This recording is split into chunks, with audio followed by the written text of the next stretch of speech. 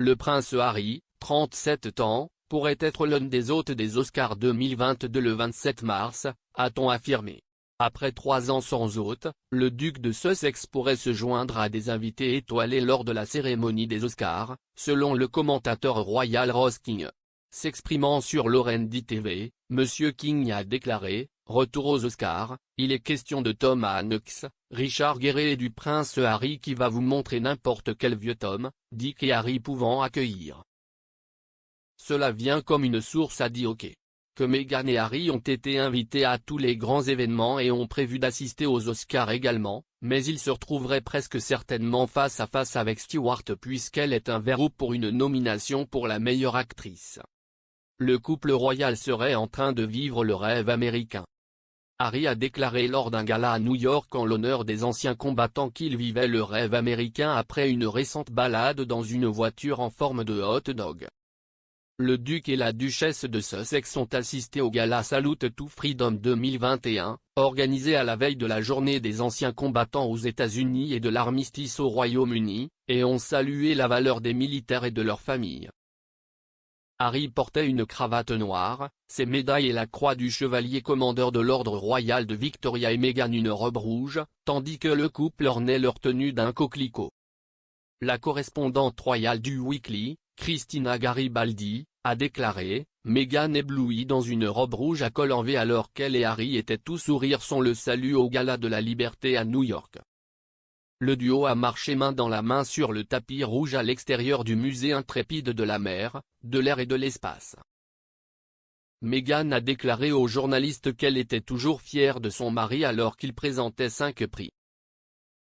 Harry a dit: « Si est merveilleux d'être de retour sur l'os intrépide d'une décennie après ma dernière visite, beaucoup de choses ont changé depuis lors.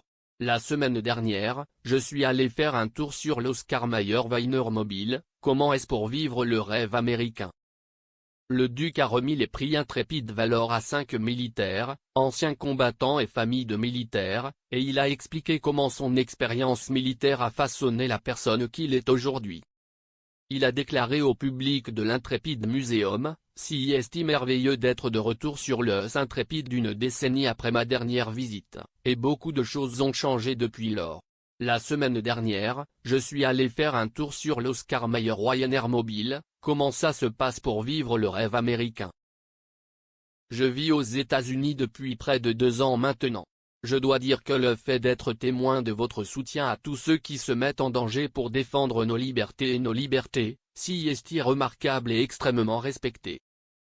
Cela me rappelle la profonde vénération que nous, les Britanniques, avons également pour notre armée. Les communautés des forces armées de nos 2 pays partagent un lien spécial, et je suis reconnaissant d'avoir servi en faveur de notre allié commun pendant de nombreuses années. » Harry a servi dans l'armée pendant une décennie et a effectué 2 tournées en Afghanistan, et a organisé les Jeux Invictus pour les militaires et les anciens combattants blessés depuis 2014.